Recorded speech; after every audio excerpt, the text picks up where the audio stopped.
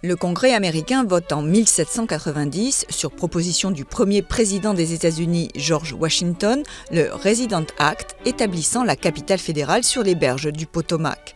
Le site est alors à cheval sur des terres marécageuses cédées par le Maryland et la Virginie, fruit d'un compromis entre les fédéralistes et le Sud esclavagiste.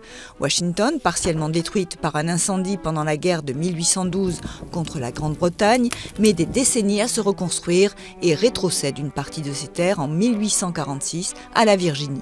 Mais dès 1800, le Congrès, siège du pouvoir législatif, y tient ses sessions dans le Capitole et un premier président, John Adams, y aménage.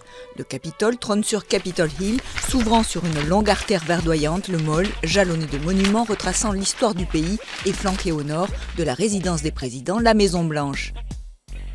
La place du Congrès est à l'image de son pouvoir. Quand un président y perd la majorité, il s'expose à de terribles bras de fer, notamment sur le budget.